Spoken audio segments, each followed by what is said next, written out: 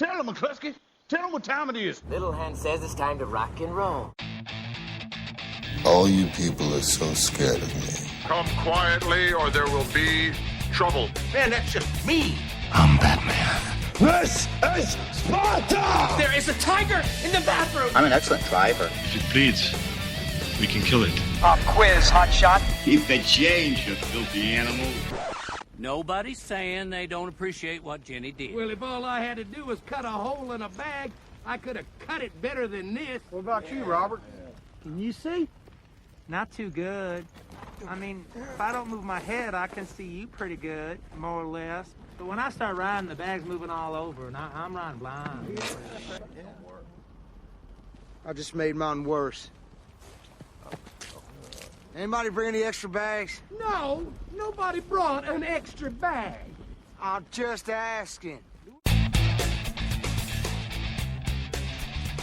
Hello and welcome to this week's Tuesday movie show. Instead of going through all the waffle that we normally do when we move the show or whatever, from now on I think if I'm hosting and if we do it on a different night, I'll just change the name slightly. But we are the Monday movie show, but we're this week with the Tuesday movie show, and next week we're Tuesday movie show as well. Just out of curiosity, what was that edited clip bit in the intro? It wasn't from the Adam Sandler version of the Hateful Eight, was it? No, it wasn't. It was from a movie that connects with the main film that's being covered this week. Oh, I thought you would have gone for that one, the Adam Sandler Ridiculous Six. No, it's from Django Unchained. So it could have been more interesting, but I was a bit rushed for it. With an Adam Sandler film. Exactly. Yeah. Yeah, and I wonder what kind of things he's got prepared for us in 2016. I mean, we've gone over that. I didn't think the Ridiculous Six was that bad. I actually admit that I laughed at it. I laughed at it, put it this way, I laughed at it more than I've laughed at comedies that I've seen in the cinema last year. Well, we'll see if it gets an official release on Blu-ray and DVD, because it is a Netflix exclusive at the moment, but it might get a release, so we might have to review it sometime this year. But it is Netflix's biggest film to date. So it's done brilliantly for her, but we're not here to actually look at the Ridiculous Six or anything to do with Adam Sandler. As a matter of fact, in the cinema section, we've only got one film because there's very little out released on Friday because nobody wants to go up against this. Yep, the Quetin Tarantino train keeps on moving with the Hateful Eight, is what we were saying. Obviously, not the Ridiculous Six, the Hateful Eight. What's going to be this? 10 to something 10? I don't know. Be the next thing. I don't know, but it is billed as Quentin Tarantino's 8th film, when in fact technically he's done 9.5. Because Four Corners he only did one section of that movie, and 4 Kill Rooms, Bill, not 4 Corners. 4 Rooms, sorry. He only did one section of it, and Kill Bill is technically one movie. It's only just split into 2 parts. So he's done 9.5. It'd be able to claim that if they did finally release Kill Bill, the whole bloody affair, because that would be one film then. Yeah. So he's 9.5, 10, 8, depending on where you want to look at it. On DVD and Blu-ray, we're looking at these movies. We have novel adaptation with Me and Earl and a Dying Girl. We have true story sort of biopic of the NWA with Straight Outta Compton. We have a drama with 45 Years, a musical dance, not dance as in dancing around, but dance as in the type of music, drama with We Are Your Friends, thriller in No Escape, and horror with Septic Man, and then rounding out with straight to video release of a rather impressive sort of small casting of the two of Lawrence Fishburne and Thomas Jane in Standoff. Yeah, and on top of that we have our usual DVD and Blu-ray top 10, the UK box office top 10, and some movie news. If you're listening to us live, the chat window is in the bottom right hand corner of the screen. Just use that, send us any feedback or anything like that via that way, comments on any of the films in this week's top 10, which you can find on mondaymoovieshow.co.uk. But let's start this week's show on a bit of a somber note with some sad news. Yep. It's been confirmed that actor and musician David Bowie has passed away at the age of 69 from a battle with cancer. He has. It was issued on his social media accounts saying that he had died peacefully, surrounded by his family, after an 18-month battle with cancer. Yeah, it's really sad to hear that. Bowie was more of a music person rather than movies. He definitely made an impression in his film roles and his acting roles. The Man Who Fell to Earth, and especially Labyrinth. A lot of people, if you grew up in the 80s, know him from Labyrinth. And according to James Gunn, he was going to have a part where he asked Bowie to have a role in Guardians of the Galaxy 2. I think they had him up for consideration for being Star-Lord's dad, which is potentially between him and rumoured to be between him and Kurt Russell. Yeah, but if you look at Bowie's musical career, it had a very sci-fi theme to it. If you look at Ziggy Stardust, he always says it was a bisexual alien from outer space, and that only came from a brain of somebody who was, you wouldn't see it screwed in the head, but somebody who had a very imaginative brain inside his head. And his son sort of like followed down the route, because if you look at Duncan Jones's previous 2 movies, not including Warcraft, which is out this year, he did Source Code, which is a very intelligent science fiction film, and his directorial debut was Moon. Yeah. So it's a very imaginative family there, and it's just sad to see the loss of David Bowie, because it was sudden. I will always remember them. I think my favourite role of him, because it was so odd and yet so controlled and very, very brilliant, I thought, was his performance in The Prestige as Nikola Tesla. I thought it was really, really odd, but I just remembered him, and people didn't recognise it was him at first. People saw it and they were going, is that David Bowie? I didn't realise it, and I thought it was really, really good. It's one that just always stood out with me. I mean, the thing as well, I've been, ever since that's been announced, it keeps popping in my head, that song Starman, because it was in The Martian, so it's just recently been in my mind, and that's just caused it to keep popping up.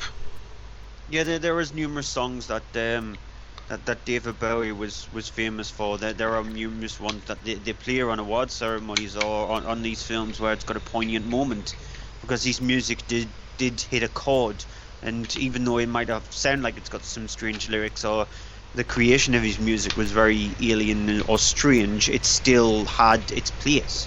He will definitely be missed. How's this for weird? There's even a scene in an Adam Sandler film using his song, which is actually a pretty decent, odd but funny scene. Okay. That's the scene in Mr. Deeds where they're in the helicopter and they start singing. Then, tell you what, then, if you promise to never talk about Adam Sandler during the rest of this episode, I will not mention Studio Ghibli. I'll try. Well, I will try. As soon as you mention Adam Sandler, I'm going to actually see a Ghibli film straight after. Just to get the bit of taste out of my mouth. Moving on to other news then. New piece of news that's just broken today is that the sequel to World War Z, which is still going ahead at Paramount, has now officially lost Juan Antonio Bayona as director. Paramount has announced this today and confirmed this, but stated it still plans to make the movie this year. There's not been anything said about the release date, which is still scheduled for June 9th, 2017, so it's still got over a year to get made, everything done and whatever before it gets released. But the question of, obviously, they're going to find a director to do this, get it sort of set down. Otherwise, they're going to, I think, have the same problems they had around the first time. Only it's not going to be filmed and then they have to do reshoots. It's going to be they haven't got a script finished and everything, they haven't got it done, and then they'll be filming up till the last second. It's going to be like the last and final Paranormal Activity movie. Because the way that went is directors dropped out. They didn't have a script, even though they said they had a script written. Originally, it was going to be released a year prior to when it was released, and then it finally came out under a completely different guise. Now, well, it's not had as much of a troubled life from script to screen as I think the most problem with on and on again has been the Crow remake, which continuously is losing actors and directors. Well, that thing is cursed. But the thing with World War Z 2 and the way the original film was actually made, it's a really hard book to actually turn into a film anyway, and so that went through a lot of trouble. It had to get some rewrites, and the last section of the show, the last section of the film, had to be changed completely. Yeah. So that's why it felt completely different. And so, even though Juan Antonio Bayona has said that the reason why he can't is not doing it is because he's still finishing off his film that he's got out coming out this year, Monsters Call, because that's out in October, and that film looks absolutely gorgeous. There was a teaser trailer released just before Christmas, and it looks absolutely amazing, and I can't wait to see that. Sort of like the BFG is coming out this year, the new film from Steven Spielberg, and it looks like an adult version of the BFG, which has definitely got me interested in it. And so with that kind of scope of film, he's going to need time to do it, because Spielberg is sort of like really used to it. So my guess is he finished Bridge of Spies a long time ago, and then went straight on to BFG, or he's working on both of them pretty much side by side because he's used to that. Bayona has only ever done small films. His biggest film is The Impossible. And so I'm glad that he's decided to look at it and think, there's no way I'm going to be able to tackle both films. So I'm going to have to just look at the one that I want to do the most of, and that's the original IP in A Monster's Call. It's sad to lose him, but it'll be interesting to see who it gets. Yeah. That's it. Yep. My news: in an interview with Page 6, George Miller has confirmed he will not direct another Mad Max movie, as Fury Road took a long time to make. I mean, it's one of those things. It's a film that had trouble being made. They had problems with production that shut it down, and then it got started up again. They had to move it and then do all these things with it. And I mean, it's paid off because it's one of the best films, if not the best film of last year. But obviously, he's is he what, 67? Something like that now. He's early 70s. He's early 70s, yeah.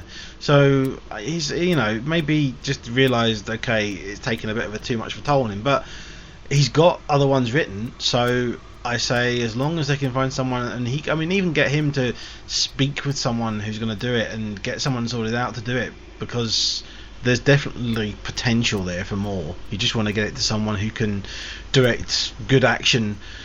Not Michael Bay, someone like that, not someone like that, I don't know who would be a good sort of fit, do you think, for George Miller's films?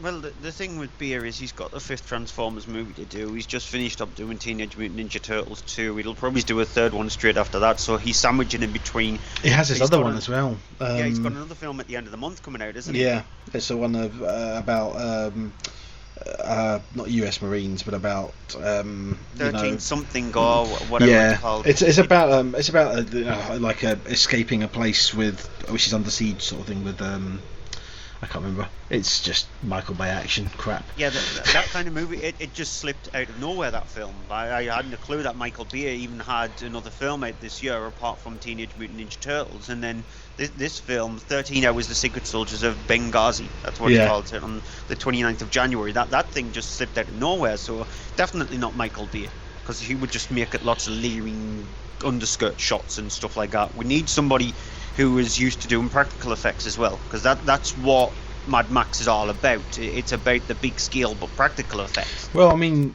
saying that, obviously, who's proven to do now practical effects where they're necessary, and he's proved that he knows what he's doing with them, as well as mixing and special effects. I say toss it to J.J. Abrams. Yeah, possibly. He's free from Star Wars now, because he did admit he wished he'd gone on to do Star Wars Episode 8, but he's not, so he's free. And he toned down the lens flare. Yes. For episode 7, so at least he at episode 6, so at least he did that. So we'll see. We'll see with J.J. Abrams. Ridley Scott is in talks to direct a big screen version of the 1960 TV series The Prisoner. See, The Prisoner is one of those things that's always been difficult to make. There was a TV series, one of these mini-series things with Jim Caviezel, and it was way out there left field. It also had Ian McKellen was in it as well, I think, and it was one of these things that started off well, and then it just completely fell apart because it was just trying to be too meta, and it was just too weird and odd. But I mean, The Prisoner is a weird and odd thing, but just it's one of those things that's going to take balance to get it right. Yeah. I don't know. I mean, Ridley Scott is a great director. He can do that, but again, as we've seen with things like The Martian, it's going to come down to the writing, not just the direction. If it's a bad script, it will be a bad film. Yeah, I know of The Prisoner. I didn't actually watch it. I definitely didn't see the Jim Caviezel one. I've seen the Jim Caviezel one, and it started off well. As I said, it was I think it's one of these ones that was like a 4-part thing, and it started off with like the first part was brilliant and a great setup and very odd, and then the second, third, and fourth part, or if it was just 3 parts, I can't remember. It was a while ago, but it literally just lost you, and by the end of it, you just went, eh? And it was one of those kind of things where you just left scratching your head. But I remember the original. I saw some of it as well when I was younger, but I never was really into it. But it was definitely an odd series. Yeah, like I said, I never watched it. So, and small pieces of news. This is stupid for people to actually do that. But Star Wars fans have started a petition to get George Lucas to direct the final in the new trilogy of the Star Wars movies. Yeah, I saw this, and I had a bit of an argument with a friend because he was like, "Don't diss the creator of it," and I'm just like, "No, I have huge respect for George Lucas. I really do. He did something which was amazing. He came out with an idea. He came out with a great thing. He did a fairly decent job with A New Hope, but then he started mixing direction with what his true talent, where his true talent lies, which is like James Cameron. He is a inventor and someone who innovates to do with cinema and the way that cinema is done. That doesn't make him a good director, as episodes 1, 2, and 3 proved. He's not a good director. He may be an okay writer as well. I don't think he's a bad writer. I think that maybe his adaptation of his script to the screen for the prequel trilogy of Star Wars were badly handled. I didn't think I don't hate the prequels, but if you look at the prequels against the original trilogy, they pale in comparison, and you can see with episode 7 with The Force Awakens what it is to get it perfect and get it spot on and have that magic back, which is just lacking from his films because he doesn't have that vision that you need for a director. He has the vision for being able to create technology, and it's like James Cameron. As I say, James Cameron is an innovator as well, but James Cameron does have an eye for directing and a good eye for storytelling, and George Lucas doesn't, because all it is now, the way he directs is just people standing around, dialogue, talking, exposition, action scene, exposition, talking, and it just cuts back and forth to people standing in front of a blue screen. And so I don't want him to direct. I have nothing against him, as I say, in any other aspect. Just don't want him directing. And what people need to know is the last film he directed was in 2005, which was Revenge of the Sith. Because he's just gone into producing movies now, or being executive producer. And even then, he's not been good on, because the last two movies that he produced on, I can think of, 3 movies, were the last Indiana Jones film, which was not good. He was involved in this one, that Strange Magic, which was just awful. It was horrible. And was it Red Tails, which is just I need a bath. He directed, the last time he directed was a film 11 years ago. So that doesn't mean, just because he has done previous Star Wars movies, that you should get him in. I love the fact that Disney have gone down this route now to get different directors to do their own take on the Star Wars series. Because even though we'll get into The Force Awakens in the top 10, but it's nice for them to go with Rian Johnson and Colin Trevorrow to do the next 2 episodes, rather than just get somebody who is supposedly tied to the Star Wars series. Give it to somebody else. You need to pass the baton sometime. Are you going to see when they do another trilogy, if they ever do 10, 11, 12, that they've got to get George Lucas to direct one of those ones as well? Has Colin Trevorrow been confirmed for directing episode 9? Yeah, he supposedly is confirmed to be directing the final part of this trilogy, which is a good thing. So it gives time also for Colin Trevorrow to actually develop the film, and so interesting as well that Disney doesn't hold a grudge. Yeah, just leave it to where they must have saw something in Trevorrow. So, but just leave it the way it is, because Rian Johnson, who did Looper, he's doing the next one, and he says the next one is going to be darker. It's going to have a different feel to what The Force Awakens is, and Trevorrow will do something different with the final part. So just leave it. Guillermo del Toro said that Pacific Rim 2 is still happening, despite reports saying it was cancelled. Del Toro has confirmed he has turned in a redraft of the script and it's under budget. However, that's not where the mess actually ends. The mess ends with the fact that the original Pacific Rim was done under Legendary Pictures deal with Warner Brothers. And Legendary have just been purchased. Yeah, Legendary Pictures now do movies with Universal instead. Guillermo del Toro released Crimson Peak under Universal and Legendary Pictures. It didn't perform very well, so Universal are going to be a bit wary about it. Plus, they technically can't make Pacific Rim 2 without the help of Warner Brothers in a way. I think there was something as well I saw today, just looking at it in the news. I'm just double checking it, but a Chinese company has now purchased Legendary Pictures. So they've actually just been bought over by a Chinese company, which might actually work in favour of things like Pacific Rim 2 happening, because Pacific Rim, as far as I'm aware, did fairly successfully in China.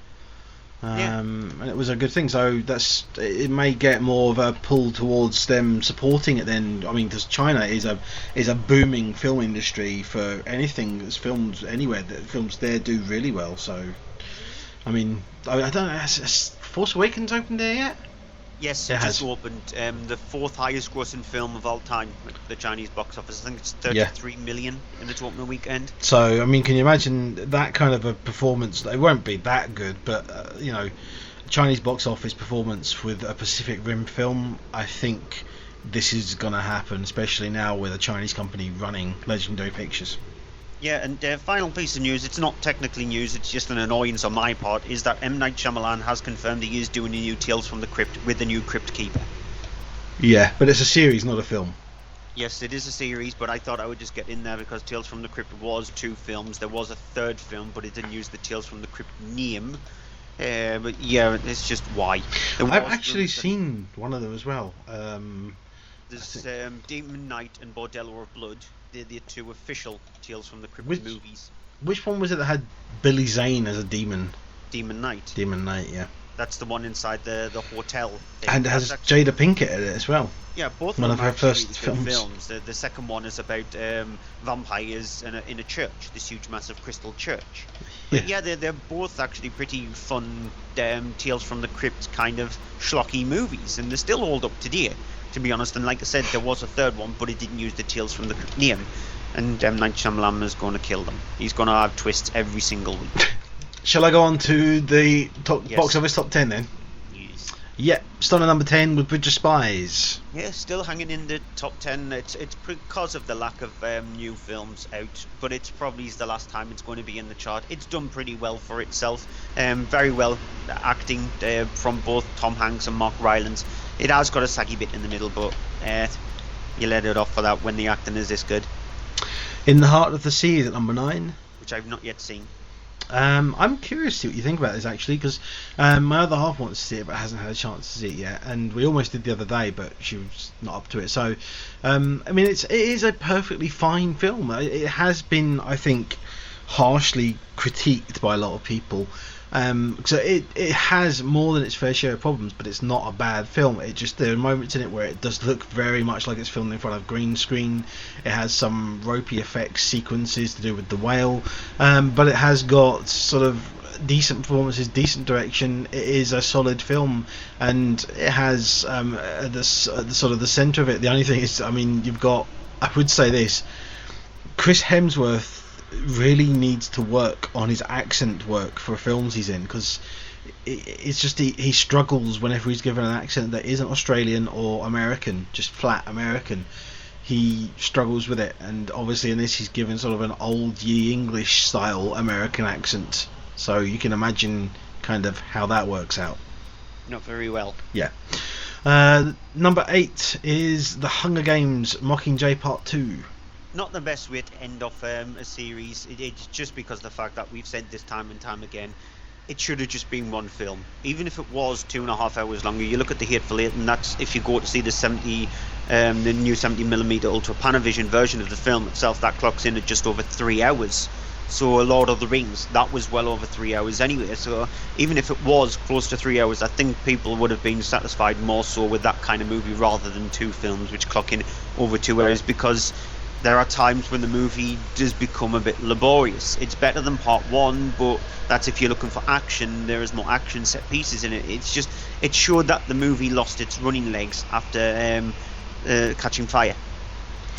Number 7, I still haven't seen this yet, The Good Dinosaur. Yeah, beautiful animation, and so if you were going on animation alone, the film would just deserve the plaudits that it should get. However, it's got a very lackluster story, and so that a movie, especially an animated movie, needs to be a two-handed affair. It needs to have a really good story, and the animation needs to fit the story. The animation is there, the story just isn't. It's very mundane and very straightforward, and it was Pixar taking a couple of steps back. So it's unfortunate as well. This movie should have been out before the brilliant, not mentioning the name of it because it's not fair putting it alongside it, but it should have been alongside released before, but it went through a lot of problems, and you can see why. Number 6 is the Peanuts movie. Yeah, it's a movie it's not going to win new fans because they're going to be slightly confused about the characters. Kids aren't going to latch onto them that much because it's just not very interesting, yet adults will go to see it just for the nostalgia feel. The animation is fine, it's better when it's part of the Red Baron stuff with Snoopy, but overall the film itself just is very mundane, very straightforward. Joy is at number 5. Definitely doesn't live up to its name. It's only Joy in the acting standpoint of view, but after that, just everything else is very muddled. David O. Russell's script is just all over the place. There is just too much going on in the film. The central section of the film, like I agree with Andrew when he said the QVC part of the movie is the interesting stuff. It is the interesting stuff, and that's the central section. The two parts that hold up the movie, the start and the finish, just don't work. So it's got a good middle third. It's just the start and third and the ending third just don't work. The Danish Girls at number 4. You have very good acting. I think Alicia Vikander does better than Eddie Redmayne in this movie because his character is not with his sexuality. He is very confused about how the way he should play Ina. But I think Alicia Vikander steals a lot of the limelight. The problem I had with the movie is the supporting characters aren't given anything at all. They're just not allowed to breathe. Yes, it is centralised on the two performances from Vikander and Redmayne, but you still need a supporting cast around them to help along with the main characters. And when you're supposed to have the wife of the situation having to go into the arms of another man, Matthias Schoenhertz is a good actor, but his character is not the right one to go with. So it's a good film, but it's one of these movies where you know it's going to win a lot of Oscars. It was made to win a lot of Oscars. It doesn't deserve it, though, only in the acting categories. Daddy's Home is at number 3. So I've not seen. I have no intention of seeing it. The thing is, I mean, it's not as bad as I think you're expecting it to be. It is a film that does get its laughs. It has the good chemistry of Will Ferrell and Mark Wahlberg, who do work well together. I mean, if you remember the other guys, they were good in that, and it was an opposite sort of effect thing with that. And in this, there are moments when they are genuinely just funny, and there's some great gags in there as well. There's some moments that did make me burst out laughing, which I didn't expect. So I didn't think it was an amazing film, but it definitely did earn some laughs from me. We'll skip over the number 2 movie because we will be reviewing that in a moment, The Hateful Eight, which means the number 1, of course, is still Star Wars The Force Awakens. £108 million at the UK box office, beating Spectre's entire run. Star Wars still has legs. It is going to be in the chart for, I would say, until at least the end of February. It'll still be there because there'll still be cinemas that will have at least 2-3 screenings on every single day, so it's going to be there for a while. It's going to go past 120 very easily. I don't think there is going to be another movie that's going to get anywhere close to it. Rogue One at the end of the year, I think it's going to struggle in comparison towards what Star Wars Takens is. I can't see a movie this year getting anywhere over 100 million. I'm searching through my brain, and I don't even think that any of the Marvel standalone films are going to be able to do that, or any of the DC ones. So I think it's going to be 2017 until the next episode of Star Wars comes out, when we'll maybe see a film that might get anywhere close to it. But yeah, it's done stupid numbers at the box office. It doesn't deserve it, but because it's got the Star Wars name, it's sort of like it was going to happen anyway, because it has got problems. But if I go into it now, I'll get lots of hate on Twitter, so I'm just not going to. Okay. Anything you want to add to that, or should we just leave this poison chalice? No, we'll just move on, because we don't want to be here all night. Yeah, okay, then we'll move on to the Hateful Eight. Now, Quentin Tarantino films are normally movies where he likes to tinker around with the script and make them quite complex, with complex characters and things like that. And so it's nice to see when Tarantino reels things back and makes a very simple film. And so the film itself is set sometime after the Civil War. It's never alluded to when.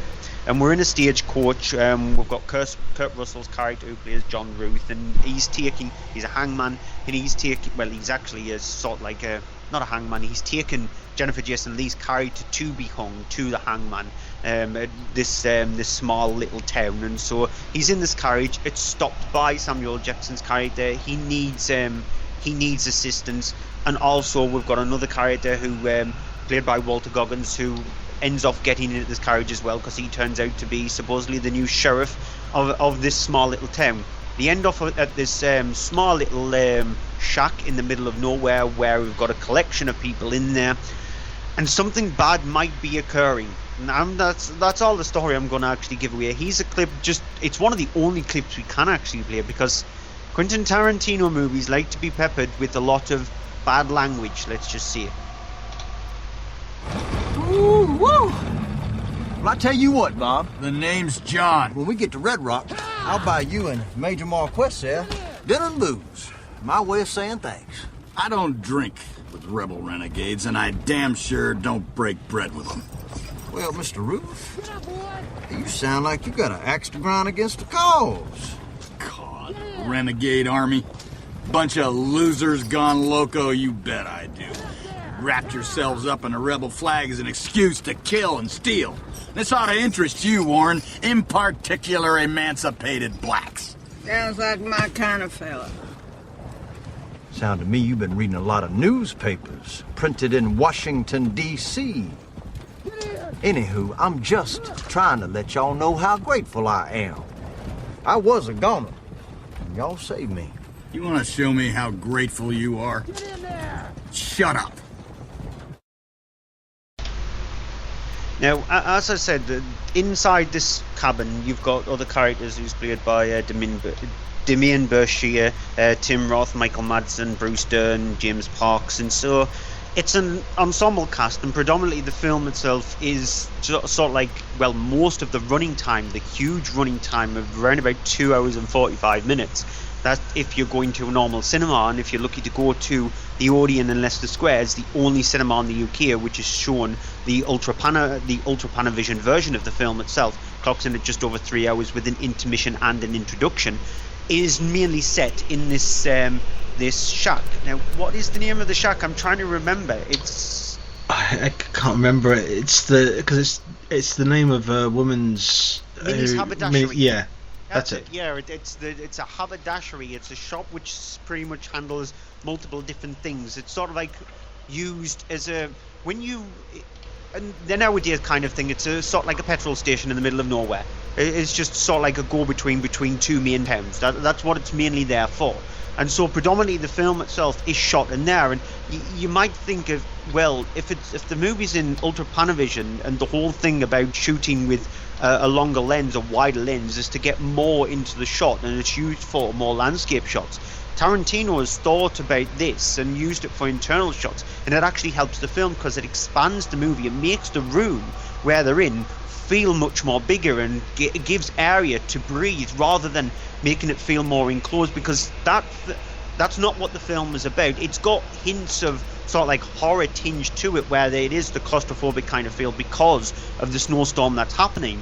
But that's not the kind of film that we're supposed to be watching. We're supposed to be watching, in a way, it's like a Miss Marple kind of Jessica Fletcher Murder, She Wrote kind of movie. And now that sounds really weird with Quentin Tarantino. So you can just imagine if Quentin Tarantino did an episode of Murder, She Wrote. It's sort of a little bit like that.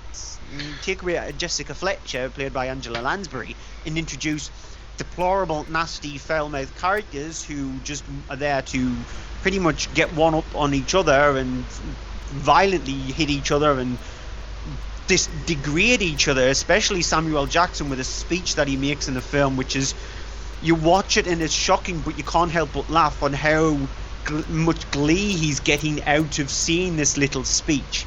So the film itself, it works. It's one of Tarantino's smarter films. There are some problems with the movie. It's the running time which is the biggest problem, because there isn't enough there to sort of like stretch nearly 3 hours. When in fact, when you do watch it, and after you've finished watch it doesn't feel like you've watched a 3-hour movie. It just felt like for me, I was watching like a 2-hour film, but there is still just not enough there to actually expand on it. Also, he split the movie up into little sections, and that's an annoyance. It's starting to be done in too many films now, and doing a movie like that way, you think you're smart when it's not. It's contrived. It's a bit boring. And then Tarantino has to have his button, and he has to be involved with the movie in some sort of like acting capacity, and he isn't an actor in the film. However, he does a voiceover, which is very strange to introduce pretty much halfway into the movie.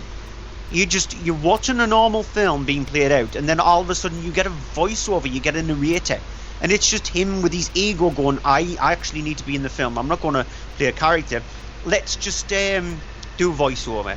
And then you've got an introduction of another character in the last third, which is not needed at all.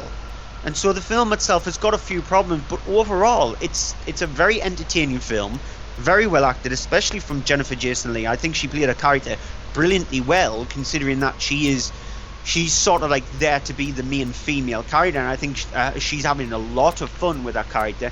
Kurt Russell, there's another film that he's in coming out next month called Bone Tomahawk, which is a western, and this is a western in a way. It's a western horror tinged with things like The Thing, and like I said, with Murder, She Wrote, but it's got more of a western feel to it, and so he handles his character really well, and so Samuel Jackson does as well. He has a lot of fun with what he's doing. So the film itself, it works.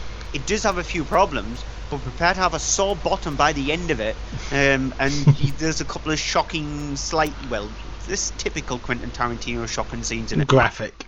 Yeah, the one thing I would also say to Tarantino is, I think I've had enough of him now using the N-word, because it grated on me a lot in Django Unchained, and I understand that it is set after the Civil War, and there's still a lot of problems with that kind of thing, but come on now, your next film, which he has said he wants to do a very scary, over-the-top horror movie. His next movie, he wants to enter the world of horror, and he wants to make a very, very scary, gory horror movie.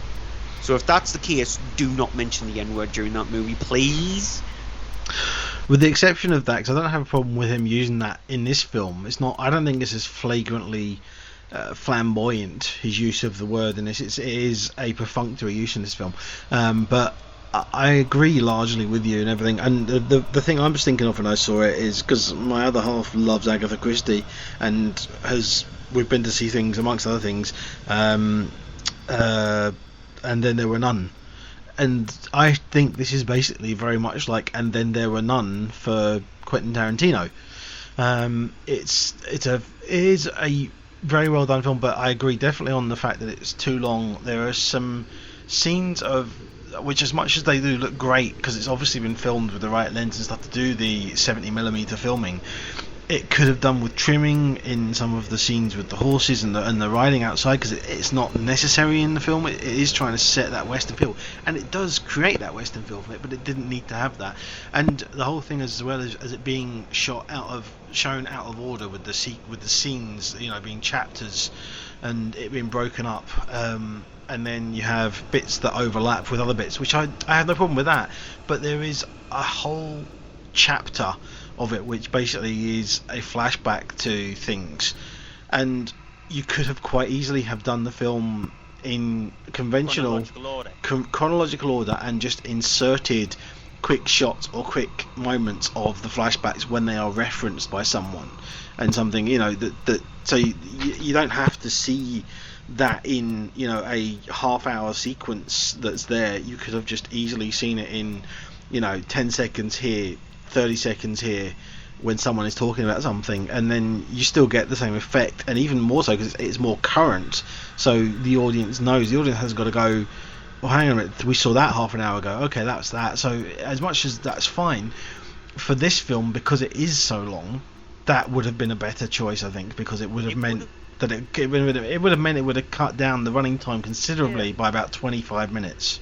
Easily, because it could have just been like a 5-minute quick setup at the start of the film, or the start. You could sort of like have the carriage leading into Minnie's haberdashery, but then you get the scene pan away from the carriage and then pan into the haberdashery and have a quick introduction to that scene, and then the film go on from there. I actually think it should have been done with the film, the only scenes of the actual film having been done just at the haberdashery. The haberdashery itself is a character, and it should have been a sort of a central thing of it, instead of having the whole thing with the horse ride at the start with them, you know, and this person comes on and this person comes on. Obviously they set up the characters, but you could have just had it start off with that and then have references and again flashbacks to them meeting on the road, you know, and that happening then. I think it would have broken it up, because it's not that it's a monotonous film, but there are scenes in it where I was sitting there, and as much as I was enjoying it, I was feeling I'm threatening. My body is feeling, okay, I might actually be starting to nod off here, and that's in a couple of places, and that's bad. And I don't mean that as in it's a boring film. It's not, but it's just because of the fact of that it's you're sitting there for that long in the one location, and there's nothing to break it up, that you become complicit, and you start to feel. It's like when, you know, if you sit in a chair for 3 hours and you're just looking at the same thing again and there's not much break it up, you are gonna nod off, and that is a problem. That's what I do in my job that I do in retail. I sit down at a computer monitor for about 6.5-7 hours a day, and so my bottom by the time it's finished is just horrible. But at least I can have an intermission for myself, and so when you do see this at home, you've got the chance of just pausing your DVD player or Blu-ray player or whatever, your streaming service, go make yourself a cup of coffee and then come back. Yeah, that'll be fine. It'll be fine then. But when you see it now you're seeing it in cinema screen and you don't have that option. Although if you see the 70mm version in the limited screens that are showing it, you do have that intermission of 20 minutes in the middle.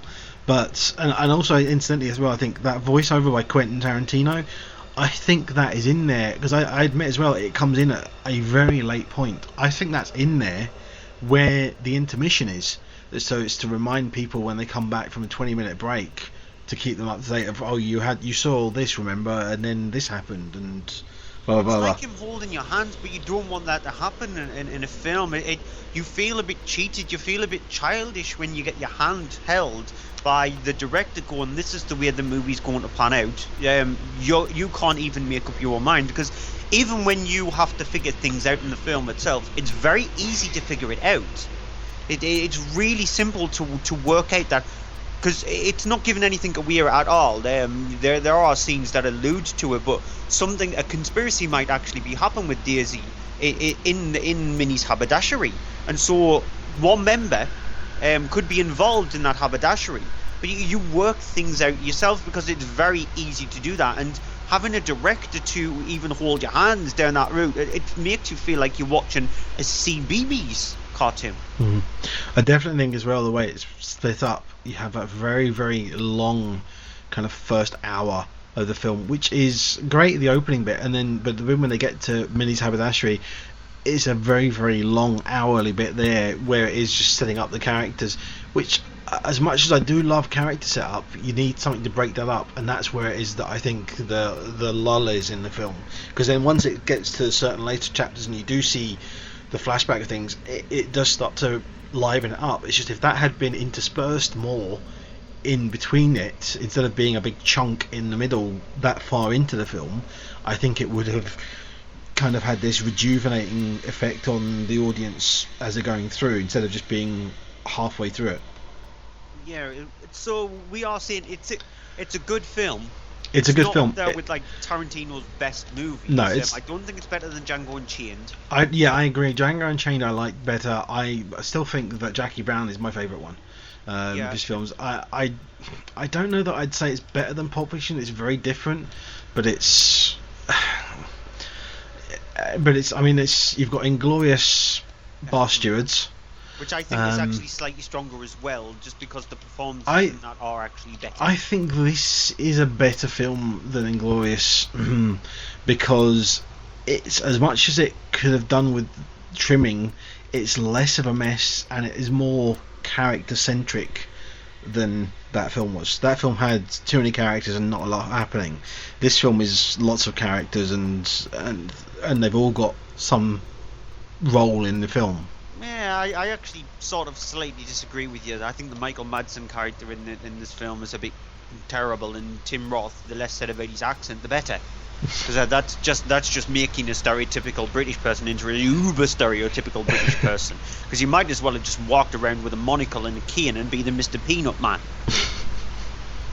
And so I think there are more better characters fleshed out in Inglourious but this one it's good. It's a good film, and it has gone in number 2 in the charts anyway, so that's probably as high as it will actually have gotten, and so he should be happy that it went in at number 2. Yeah, I mean, the thing is, it's possibly that it might have challenged The Force Awakens if it had been in more screens, because it had an issue with one of the big chains that didn't show the movie because of argument with the distributor. Yeah, so we don't mind naming Jim Cineworld, Curzon Picture House, because Cineworld owned Curzon On Demand and Picture House cinemas, and so it's just down to the fact that the 70mm Ultra Panavision version of the film itself, that was the supposed argument over it, and so they decided to go, no, we're not going to show it in our cinemas. Now, I think Cineworld has the most cinemas across the country in the UK. I think so, yeah. I know they have definitely more than an Empire, and I think they have more than an Odeon and View Cinema as well, so I think they do have the most ones, and so that is alienating themselves. But even though it did do that, it still went in at number 2, and it still took just under 3 million, so it did very well for itself. Yeah. Did you not see what one cinema chain was actually doing to sort of like here's a sorry for people if you've got a Cineworld cinema and you can't go to see it? There were some different promotions and things, there was some done. Yeah, so. If you had an unlimited card, you got in for like a cut down price in one of the big cinema chains as well, which is sort of like over 3 specific dates. It's an interesting way to tempt people into your cinema. Just, that cinema's not showing it. Yeah, I know they're showing Star Wars, but you want to come and see this. So we'll give you a discount. We might even give you free popcorn.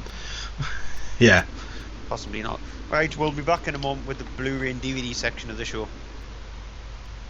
From page to screen. So they have 9 times out of 10 they have to send it back to you unopened or just throw it in the garbage can. Things don't always look exactly as we envision our life to look, but sometimes it works out and turns out even better. Gregor Fisher, his bacon number is 2 because he was appeared with January Jones in Love Actually, and January Jones and Kevin Bacon appeared in X-Men First Class together. I've got to say, the very Harold and Kumar 3D Christmas, now that just makes me want to rush out. It's about the acting, about the writing. That's really what theatre is for me. Probably had more names than Prince or whatever. Never mind, there's a joke for the oldies. It'd be like, who's Prince? Who's he? I'd just like to see Mr. Freeze hiring his bad guys going, right, okay, so you're a psycho, right, can you ice skate? Head over to iTunes, Spreaker and Stitcher and put in the search box From Page to Screen. And we're back with this week's Monday Movie Show and DVD and Blu-ray section on a Tuesday, doing these movies. Yeah, just before I do that, there was one piece of news that I forgot to actually mention. It's not news, it's just something ridiculous, and I've just seen it there. It's the fact that Joe and Anthony Russo, who were doing Avengers Infinity War, has turned around and said the film could feature up to 67 characters. They've also said that they wouldn't mind doing a standalone Black Widow film as well. But 67 characters. Mm-hmm. Yeah. quite easily if you count all the characters and sort of supporting characters that have been in the Marvel universe so far, and then obviously I thought the new Captain America film was going a bit too far with the amount of Marvel characters that's in that. But this one, 67 characters. How long are they expecting each part to be? Like 7 hours. Is it going to beat the German film Insomnia, which is a movie that's on for just over 24 hours? And the sound of things, I think it will.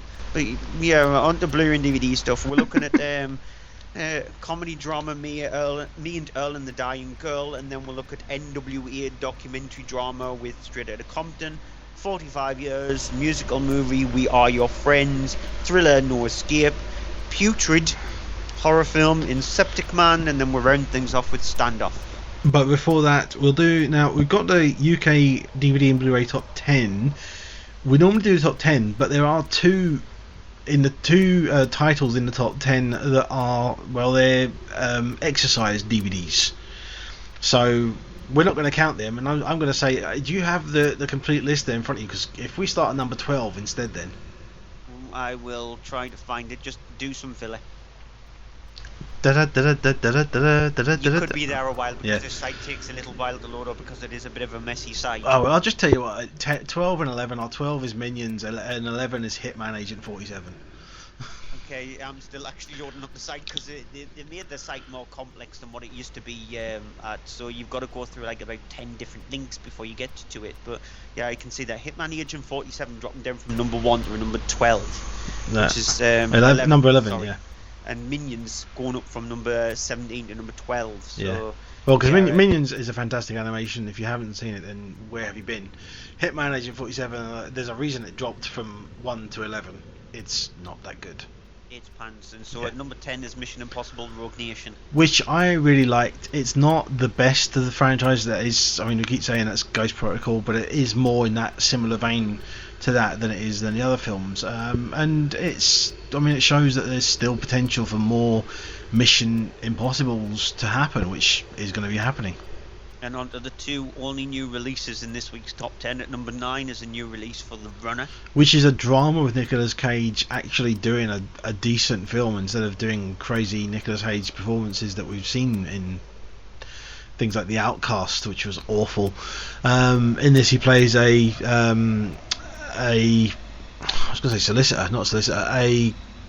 governor or something like that. I can't help you. I can't think of what it's called when you're like a senator. That's it, senator, who ends up sort of being completely ruined and having to try and sort of recover his life, basically, which is what's the thing that makes it fairly interesting. At number 8 is a new entry for American Ultra, which should be a lot funnier and a lot smarter than it is, because it's just it falls flat on its face a lot of the time when it thinks it's being clever and it thinks it's being funny, and it's not. And you sit there and you're kind of going, well, why did you not do this? Why did you, all the way through it you're just thinking you could have done this instead of you went and did this. It's like, you could have won the big amazing flight holiday to Disneyland. Instead you went for the booby price. Yeah, but at least the guy stepped up from his previous film, which was Project X. So you go from Project X, which is an abhorrent, horrible movie. He shouldn't have been given directing skill on this, because he doesn't have the skill to.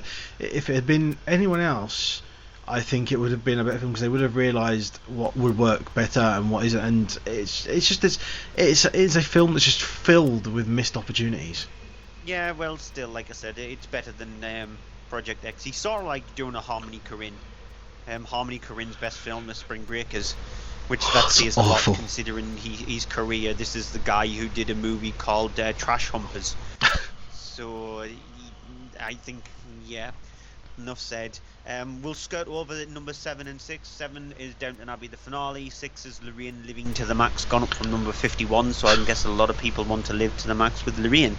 And so at number 5 is Inside Out. Yep, fantastic animation. It is the magic that Pixar is doing, innovative and clever and funny and witty and outside of the box, and that's what they do best. When they do it right, this is a prime example. And number 4 is American Sniper, which is it's one of those films that it's a lot of American rhetoric, and you can tell it and you can feel it, and it doesn't need to be. It's a very, very much one-sided. It should have been more sort of, I think, a sort of a central film between the two sides. Obviously it's based on a novel, which is, I suspect, where the problem is, because it is a one-sided kind of novel, but it just feels as if it's a movie that is not the making of it has been somewhat lazy instead of actually fleshing it out where it needed to be for a film. And number 3 is Kingsman: The Secret Service, which is a fun, crazy, stupid film, but at times, but it knows where to sort of put its money in, and it knows where to sort of kick you in the teeth, and until you get to a point and you go, you know what, I like this, I want more. And it's a crazy kind of Bond spoof with lots of references and throwbacks to the original Bond, but obviously with a modern day and with a teenager, and it's odd to say that, but I think that's probably the best way to describe it. And a sequel is up and coming as well. Yeah. Taron Egerton is actually sort of like riding his coattails at the moment. He was nominated in the BAFTAs and the Rising Star Award. Yeah, we didn't mention the BAFTAs in the news and all the awards and stuff like that, because award ceremonies are now becoming pretentious and pathetic, to be honest. That's why we changed ours up a little bit, and ours is more interesting because we get it right. And number 2 is Rise of the Foot Soldiers Part. We actually nominate people in the categories they deserve to be nominated in, rather than, for example, Alicia Vikander nominated in Best Supporting Actress for Ex Machina. I actually agree with that. Remember, I said that back at the time. I think that anyway, so. But was there another actress in the movie? She's the lead actress in the film, so she should be nominated for Best Actress, not Supporting Actress. So it's just a confusing thing, and so the category itself should just be turned to Best Acting. But that's for another rant at another time. But number 2 is Rise of the Foot Soldiers Part 2. I haven't seen this. I haven't even seen Part 1. You don't want to be honest, because they're just, if you've seen one movie like this, the gangsters in London kind of thing, then you've seen them all. It's just Nicholas Sparks kind of thing. I bet that Stuart from Page to Screen is a lot happier though. That this is very happy that this went in as high as it has. Yeah, so if you've seen a Nicholas Sparks movie, those dramas about two couples who fall in love, and then there's a complicated reason, and then they fall in love again, kind of thing. These movies are very much the same. Lots of violence happening between two warring factions. It's Romeo and Juliet in a way. And number 1 is let's kick off the reviews for Me and Earl and Dying Girl. I thought that was my line. I don't care. I'm we should say for anyone listening out there just wondering, what is the number 1 disc? Davina 5-week fit. Yeah. What Me and Earl and the Dying Girl, directed by Alfonso Gomez-Rejon. It is based on a novel by Jesse Andrews, who also wrote the screenplay for the film. It is centering around the character of Greg, played by Thomas Mann, who is a normal high schooler in America. He lives with his family. His mum is kind of this whole thing of you need to do this, or you don't want to be sitting around the house all the time not doing anything. And amongst other things, what she does is she sets up kind of a play date for him, because of the fact of not so much for his benefit, but for this girl who is basically a young girl around about his age who has been diagnosed with a life-threatening cancer. He kind of goes over there uncomfortably, ends up sort of starting off a friendship with her, and even starts off saying in the voiceovers that he says in it, this is not a romance thing that a guy meets a girl, this happens, blah blah blah, and the next thing you know, this happens. It's not that kind of story.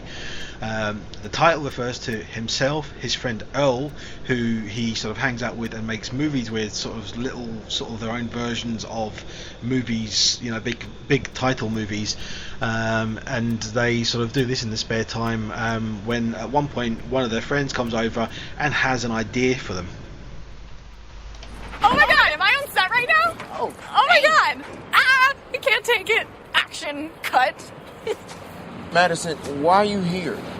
Rachel said that I could find you here, and your phone was going straight to voicemail. Probably because ain't no good service down there. But I had to get here because I had to let you know. So I was visiting Rachel, and I was giving her a card, and she was watching one of your secret movies. Oh my god, wait, did you see any of it? No, she turned it off immediately. It was good, it was good. You were both Japanese, and Earl beheaded you, but then she, turned it off.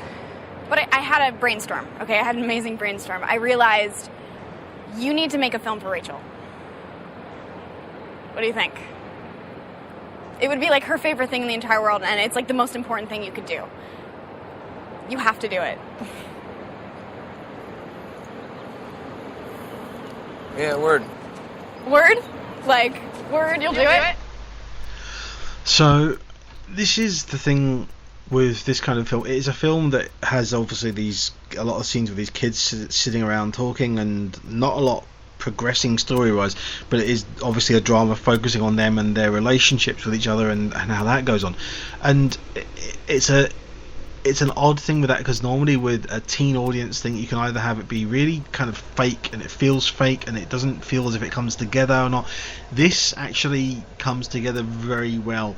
The performances from Thomas Mann, you have Olivia Cook, who plays Rachel, the dying girl, and Earl, played by RJ Seiler, and it's the three of them and this sort of friendship of the three of them together that really does hold the film together, but also that you do get engrossed in it, and you do sort of become, in a sense, sort of friends with them, and you really, I found that I got really into it, thought it was really good, and I found it really emotional at times as well as it went on.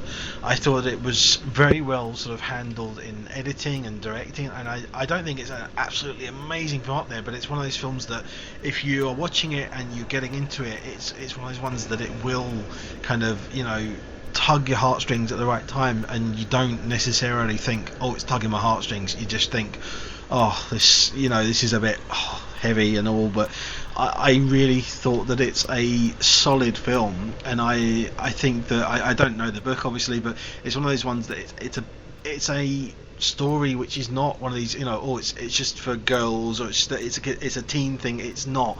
It is for everyone, any audience, I think, any age, and it will obviously it's a 12, so under that age, because there is language in it and things like that and subject. But it's a film that's genuinely a sweet film from beginning to end, and I don't mean that in a kind of sarcastic way.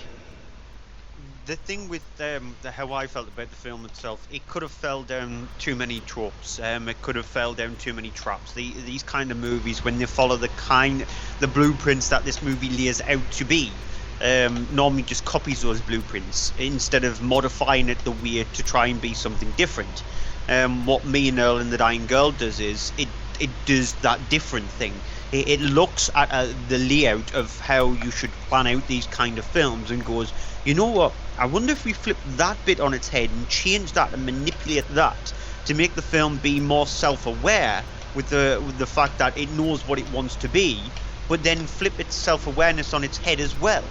So it's very intelligently directed. The director has sort of like worked in this kind of field before, because it's sort of like it's got the kind of feel to it. He did episodes of Glee, and so it's got, if you take out the musical parts of Glee and you look at some of the serious subjects that Glee actually portrayed, whether it be about homosexuality, whether it be about death in families, whether it be a hard subject like somebody getting cancer, then Glee sort of like looked at a serious side of it, but then also said, you know what, there could be a tiny little bit of humour taken from that and added into that without it making feel over sentimental.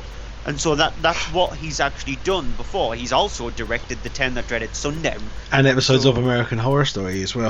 Yeah, so he's an interesting director, and with this one he's proven that he can do something different. It's a very enjoyable movie, and it's really nice to see these kind of films, because when you go in with sort of like predated expectations, when you go, I definitely know what they're expecting, you're surprised by the end of it. Your heartstrings have been tugged, you've giggled, you've followed the characters, you've actually latched onto the characters, the three main characters in the title, then it's done its job. And it definitely does handle its job. It has a few problems here and there, but you can sort of like forgive the niggles, because what is on display here is something that's really enjoyable. Straight Outta Compton, directed by F. Gary Gray. Now, the problem with these kind of films is you need to give your characters due course. When you've got a movie that features multiple different characters in the form of things like Ice Cube and Dr. Dre and Eazy-E and Warren G and Snoop Dogg, you've got to make sure you give them the due. And they formed a group called the NWA back in the mid-80s. They sang rap music. It was all about whores and money and drugs and guns and all that kind of stuff. And so their boss at the time in this film itself is played by Paul Giamatti, and it's just about them struggles of being recognised with the music that they play, the sort of like the brutality that they get from police and all the kind of negativity thrown their way. But instead of sort of like just sort of like reducing down into their shells, they used that negativity and turned it into a positive and created the NWA. Here again, clips are hard to find for these kind of films, but I did actually manage to find something that hasn't got any swearing in it. So here's a clip. Like, y'all just got a snapshot of how Americans really feel. We gave the people a voice. We gave the people truth. Yeah, but your songs, they glamorize the lifestyle of gangs, guns, drugs. Our art is a reflection of our reality. What you see when you go outside your door? I know what I see. And it ain't glamorous. You get AKs from Russia and cocaine from Colombia. And ain't none of us got a passport, so might want to check the source. Yeah, next question. Will you be more careful about what you say, how you say it? No. Probably not, no. Wow. Freedom of speech includes rap music, right? But we exercising our First Amendment as far as I'm concerned. And the government wrote that. Now, the thing with the NWA is they had their internal feuds, especially between Ice Cube and Dr. Dre. Their fight between each other was legendary, and it still is. They've still got a falling out, and they still don't agree on pretty much anything that happens. They have two different sides of the story, and that's the whole thing about a coin. It has two different sides, and that's how the movie plays out. And they did go on to be sort of like the biggest rap ensemble. And then each member of the NWA sort of like went their own way and did different things, but sort of like still kept to their roots. And that's how the movie plays out. It gives you a snapshot of each one of the characters, but that is also the ultimate problem with the film itself. Because you've got so many different characters, the film itself feels like it's postcards. It's going, oh, this is what this character is about, this is what this character is about, this is what this one's about. Let's interleave it all together and make a multiple strand movie sort of like try to work, when in fact it doesn't always work. It always feels a bit loose. It always feels a bit scattergun at times. That's not to say there isn't anything to like about the film. The performances in the movie from pretty much everybody involved is very well done. It's very well handled. The way it's shot, it's got that late 1980s style to it, and you need sort of like the look of Brooklyn and places like that to have that feel. And so the shooting is done really well, and F. Gary Gray handles the film quite well. It's just that with the scattergun approach that he has gone with it, it's just too loose, the movie, and it's way too long. It's on for 2.5 hours, and it is him just trying to cram in as much of NWA's life as he possibly can. And because there are so many members of that's a lot to cram into a 2.5 hour movie. And so you're thinking to yourself, why didn't you just concentrate on the feud between Ice Cube and Dr. Dre and center the movie around that? And it might have made the movie a much more tighter film, a much more interesting movie, instead of centered around every single member of the NWA. So it's a good movie from the acting standpoint of view, and at times the director gets the film right. It's just his scattergun approach is just too loose. For me, the biggest problem is that it's a rap film, a film about rap music, which is not my favourite genre at all. I'm not into rap music at all. It's not my thing, and I found that I really couldn't connect with the film with that issue, because it was just, I didn't get into it. I understood, obviously, the director does do a good job of bringing across, as you heard in that clip, the sort of the basis behind, the characters' anger and the issues of how they feel, where they are from, and everything they go through that then goes into their music, and that the whole thing of them having to deal with that being questioned and everything. And that is brought well, I thought, by the director. But I did think just that at times I kind of just switched off when it was about rapping, because I just found just didn't care. It wasn't my thing. Yeah, the best kind of movies centered around a subject which you don't have very much of a knowledge on, or you sort of like not attached to it, are those ones which don't always follow on with that. For example, we go back to Tinker Tailor Soldier Spy, and it's a movie that's got spies at it, but it's not all about spies. You look at Rush, for example. Like Rush, I'm thinking of Margin Call. Well, similar thing as Margin Call about the whole thing of financial thing. It's not about financial thing. It's about the people and the characters and what they do, and that it's. I'm guessing with Rush, it's a prime example for both me and you. We're not into Formula One, Mm. but we still found the film really interesting because he was concentrating all about the characters rather than the music going around it. We're going to get onto another film a little bit later on, which falls into that same trap. But it's just I agree with you on that front. I'm not a big rap fan. I find that kind of music a bit boring and a bit generic and terrible, to be honest, because they just sing about exactly the same thing, and so each song just bleeds into one another. I can understand that they were pioneers of their genre, and so well done to them. But it's not a music genre that I'm interested in. So ultimately, that is a feeling of the film, because it never makes you interested in that genre, and it's just. You've got to agree with me on the scattergun approach as well. Yeah. The amount of characters that you have in that, it's just too many. Yeah. No, I mean, as great as it is to see him in there, Paul Giamatti's character really, to be honest, could have been stripped out for the majority of the film. Didn't need to be there as much as it was. And other sort of surrounding people like that could have been a lot more kind of just passing roles instead of being the sort of big central roles as they were given. Yeah. So moving on to 45 Years, which is directed by Andrew Haigh.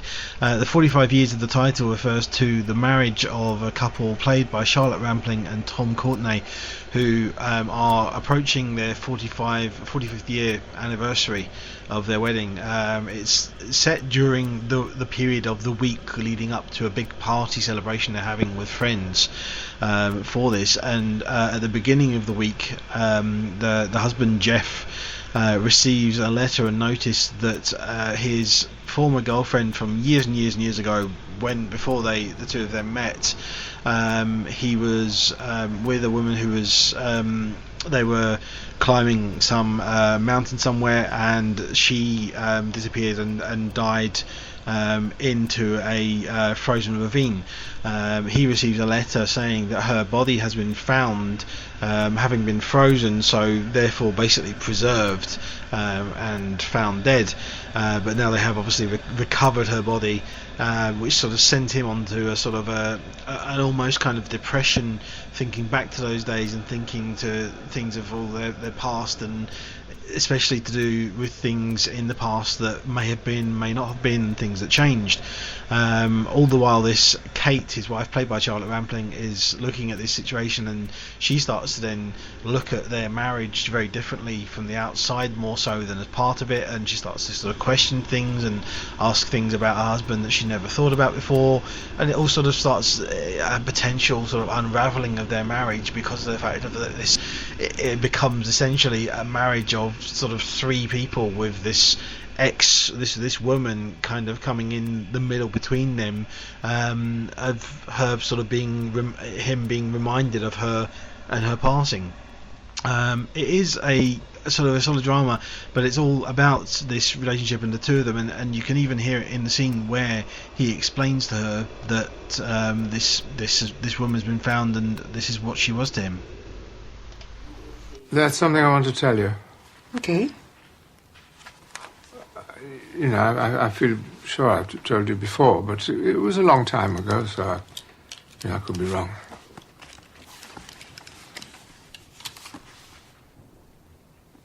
Okay, go on. Yeah.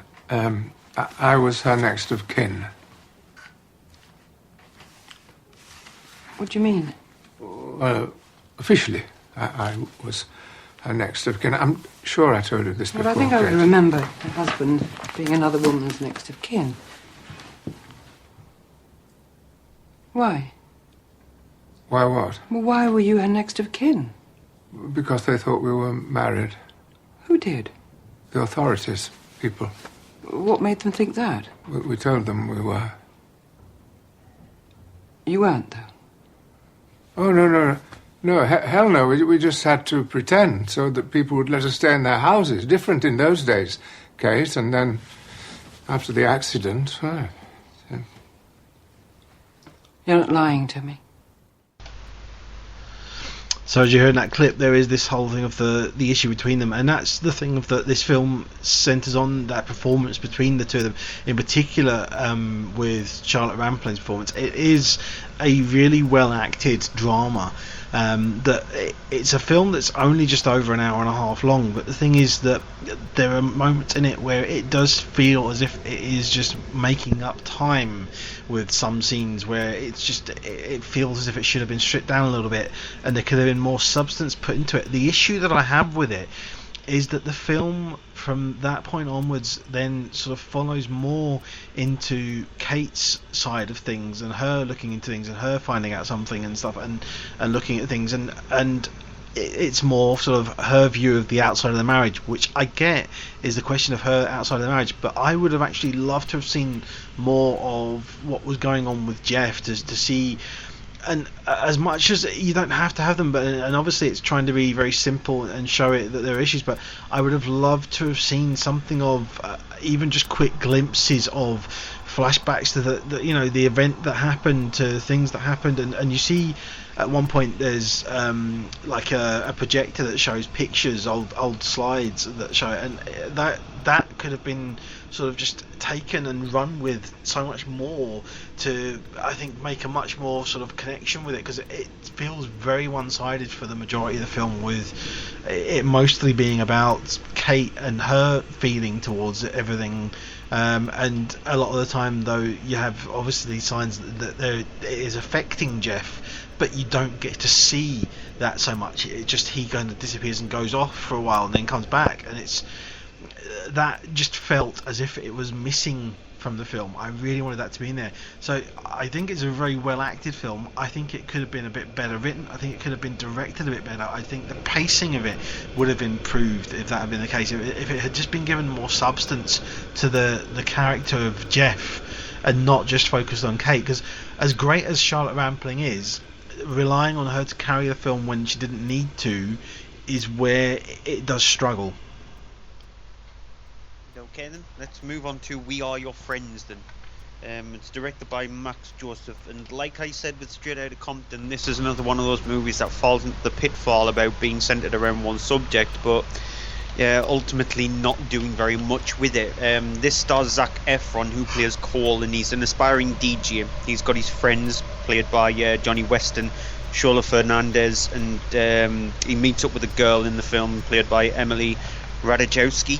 And along the film itself, it just centers around Cole's character. Like I said, he's a DJ. He's trying to create that ultimate one track. There's always an inner monologue throughout the film which says about how life is planned out and how the ultimate thing that you're trying to create, and in this case with him being a DJ, he wants to create that one track which makes him famous, to be honest. However, he needs to try and find a way of having some kind of life, and so along with these friends, they work for this firm, this stockbroking kind of firm which helps with houses and all that kind of stuff. But he meets up with the DJ, played by Wes Bentley, who gives him his break, and then throughout the film it's him building up his confidence through that, but also sort of like shattering it with him having a relationship with Wes Bentley's girlfriend's character in the film. It's not as complex as it sounds. Here's a clip giving you a taster. What are you guys doing here? What do you mean, what am I doing here? You want to come all the way out here, pick you up, and not party? Hey, James. Just there with me. This is Mason, Ollie, and Squirrel. How's it going? Nice to meet you all. Actually, you met us before. We promoted social on Thursdays. Listen, we should grab a bite to eat sometime, man. I'm basically this kid's manager, and I think we could use a little bit of advice. You know, just enjoy the party. We'll talk shop another time. Nice to meet you, bro. Hey, Cole, I want to show you something. Just be cool. I'm like the coolest dude ever, huh? Now, the thing with We Are Your Friends is it feels like it is just something that's created for MTV. That's all it feels like. It feels like they've stitched together music videos from their dance channel and thought, let's make a movie out of it, but had some kind of drama element into it, and then realize, oh, we've spent way too much time on the music, we need to bring back the drama stuff. and it just hasn't a clue what it's trying to do, what it's doing, and so it's a mess of a movie. Nobody can actually handle their characters well. They can't bring the film back from the doldrums and the sort of like the bottom of the barrel where it actually lays, and so ultimately the film itself is completely forgettable. When it does cut to the music stuff, it's not even pulse-pounding kind of interesting music. It's just one-note boring kind of stuff, and it felt like to me like the director had some ideas for multiple different music videos, and he just thought, let's make one sort of like a movie in akin to things like Thriller, whereas Thriller turned out to be fantastic. Horror movie kind of thing stretched out to 45 minutes, a music video stretched out that long. This just turned out to be the kind of stuff that you would see at 1 o'clock in the morning on a dance music channel, or the kind of thing that when you go to a bar with friends at in the early hours of the morning, they have it on the TVs in the background with no sound on it because it doesn't need the sound, because there's nothing interesting in the film anyway. So the movie itself, it's just not very good. I disagree with that. I think it's a perfectly fine film. I agree that it has some moments where it does focus too much on the music, but I thought it is a film that does have a great performance from Zac Effron, because I do like him as an actor, and I think that it's a film that it definitely is very, very rough around the edges at times, but I thought it was a good sort of film. I mean, you got this whole thing of your films that aren't great, but they do have something because they've got a great performance at the centre of them, and I do think this is a good performance from Effron. So I think it's an okay film. It's not great, and if you're not into dance music at all, I think you won't engage with it, because it does focus very heavily on that. But I don't think that's a problem if you are into that kind of music. I think if you're not, then that's where, like yourself, you're going to struggle. Yeah, the thing is though, it doesn't handle the drama part very well at all, and it doesn't handle the music part of the film very well at all neither. And so when you've got the two main strands of the movie, when it can't even handle both of the strands very well, then you're going to get a very messy, sort of like forgettable, boring movie. And that's what it turned out to me to be. I listened to too much dance music because the fact that my manager where I work, he's well into dance music, and so it's predominantly played unless I can escape from my shop floor in there. So I listen to way too much of it, and it's soaked into my brain sometimes. But again, the best kind of movies when you send it around one specific genre is the kind of movies where it doesn't force it down your throat and it feels like it's a different movie. And whereas this one, it just felt like I said, a couple of music videos stitched together. Okay, so No Escape, which is directed by John Eric Dowdle, I think it is a film set in Cambodia with the Dwyer family, played by Owen Wilson and Lake Bell, and their two daughters have arrived there after his character has started a new job that is sort of bringing him into the country. He sort of gets them sorted and situated in their hotel.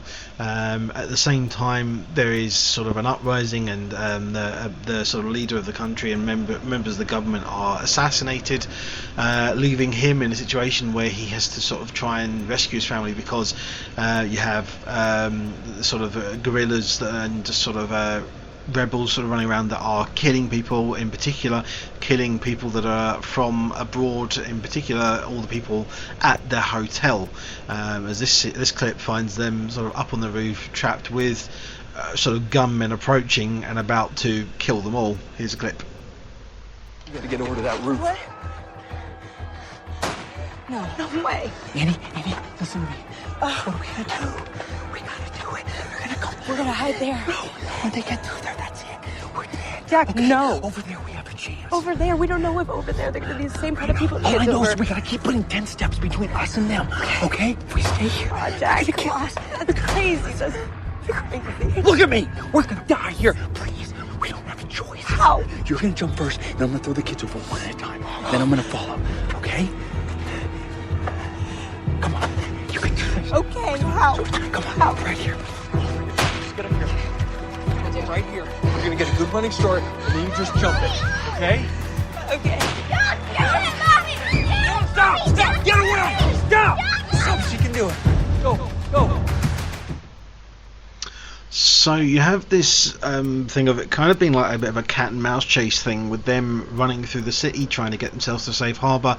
There's this character that's introduced very early on, played by Pierce Brosnan, who is somewhat of a, one of these kind of a fixer guy who's there for more nefarious reasons, and ends up sort of befriending them for a particular reason and helping them, and is playing very much a kind of stereotypical Pierce Brosnan type of role that you've come to see now.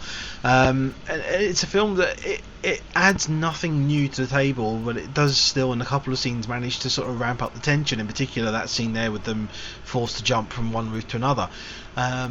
It's a film that it has these moments in it, but it is a film that feels very sort of disconnected from one scene to the next. It does struggle with sort of the narrative between the scenes.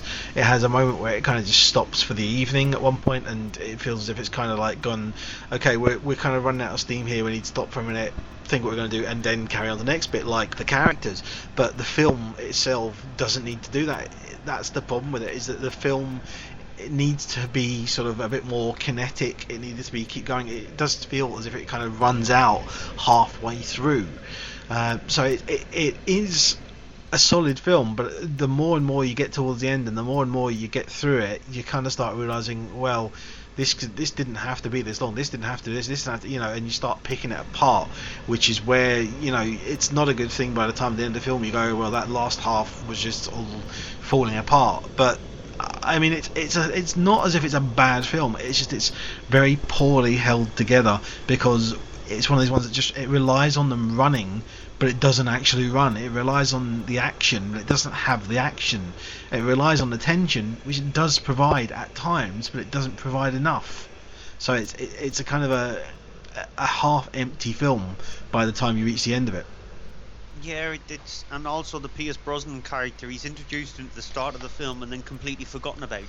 And then they only realise, we've got Pierce Brosnan here, well, we've got to get him back. And so they get him back for the last little section of the film, and it just feels, I agree with you, it's another that scattergun kind of approach. It feels disjointed at times. It hasn't the clue what kind of movie it wants to be.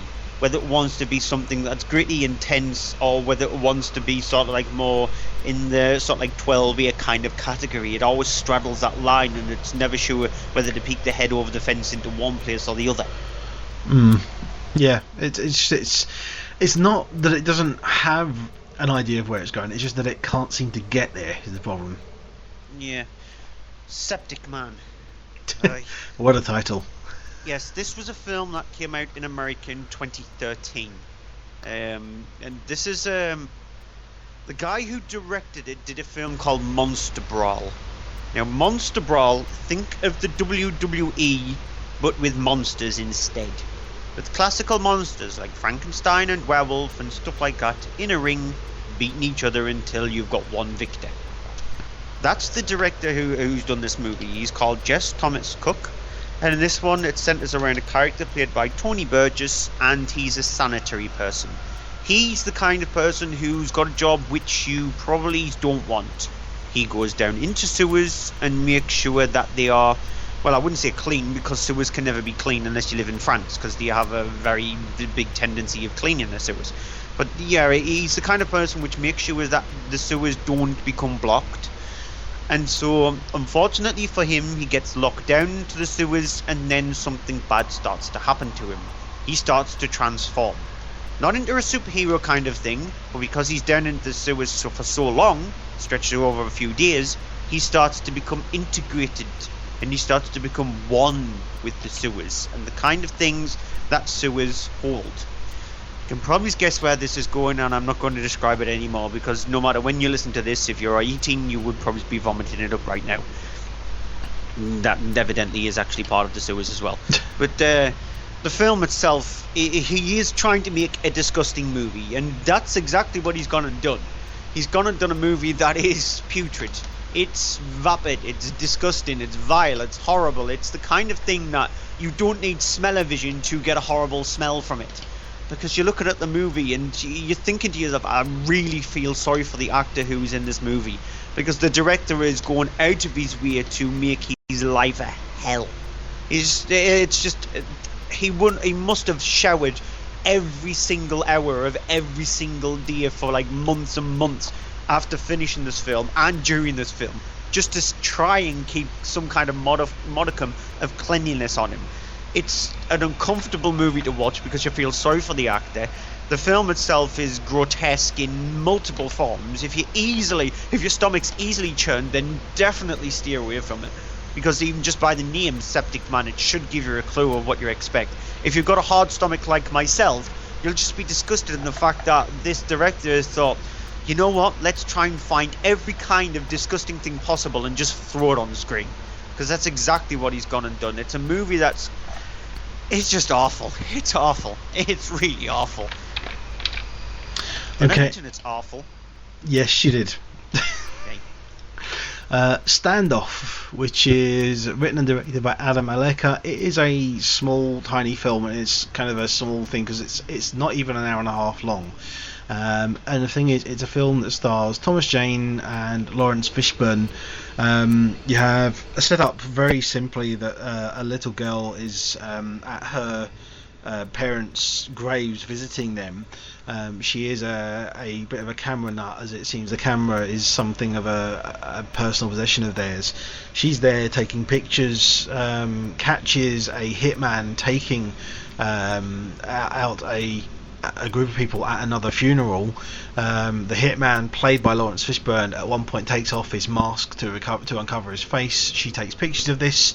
He finds out about this and then proceeds to chase after her to keep his identity.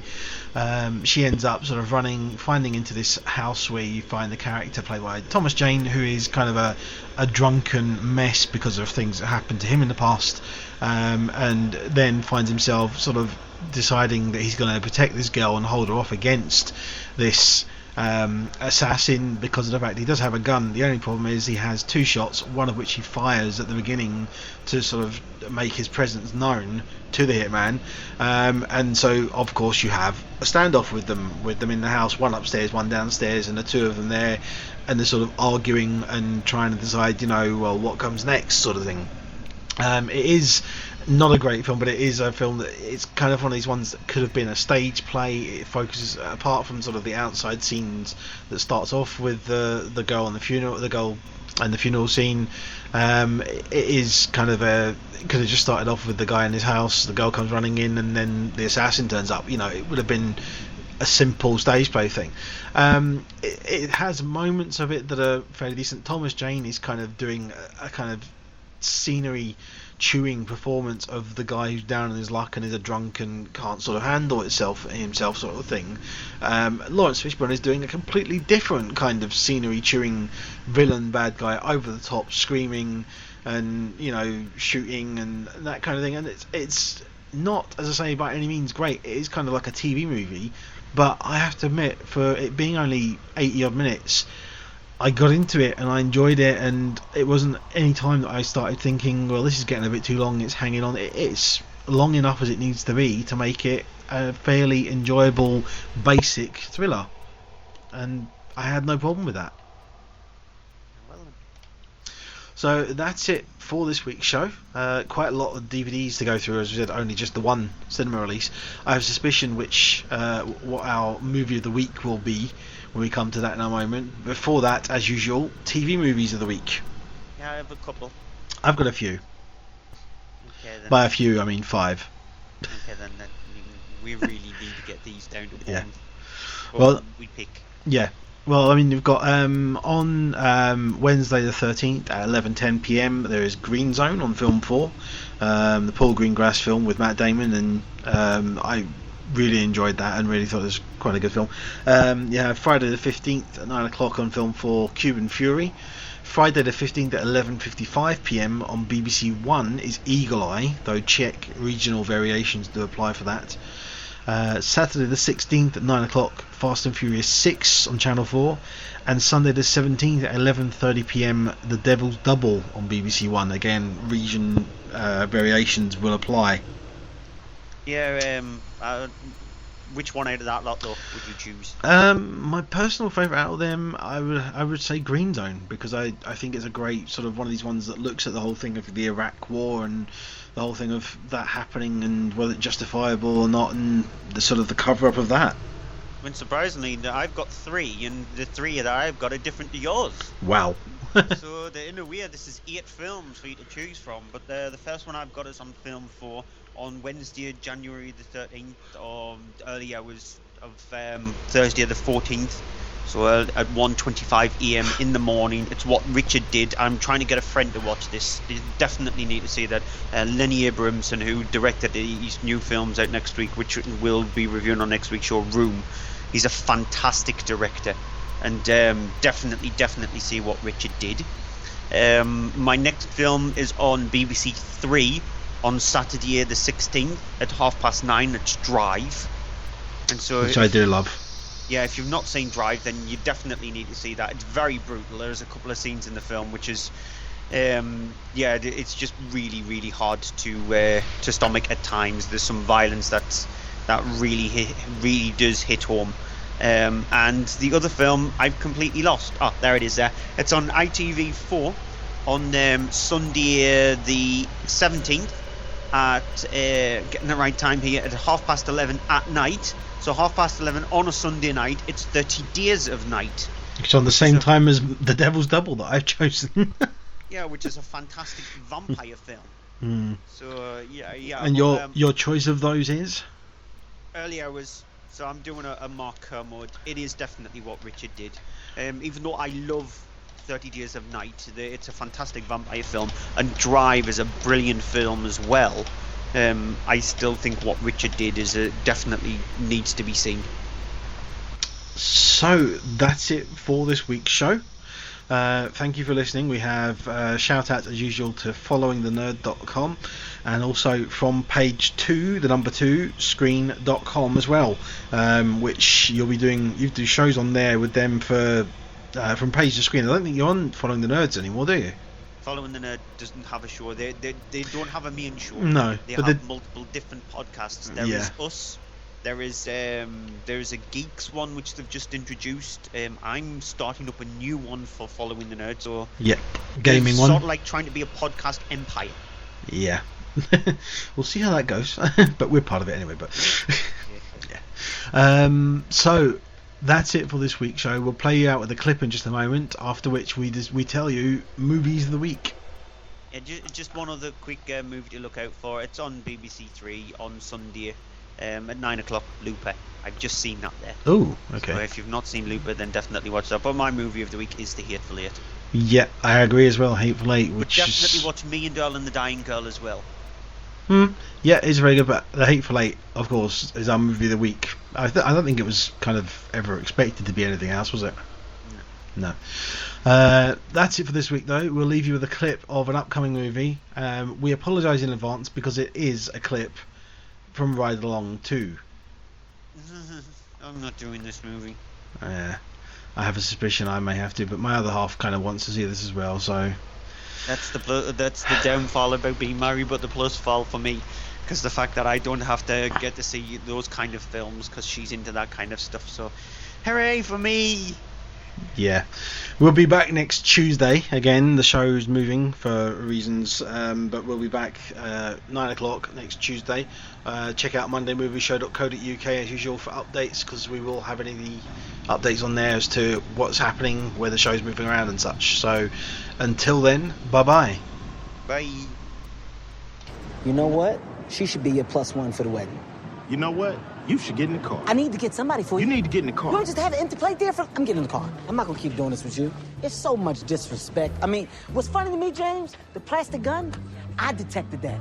But you don't say nothing about that, do you? Professional hitter on a hacker? Club full of witnesses. And I'm driving. No, you're not. I'm in the driver's seat, James, which means I'm driving. Give me my keys. Why's your car smell like burnt toast? Because this stinks. That's not toast. Get the hell out the car. Oh, get off my neck. Get off of me.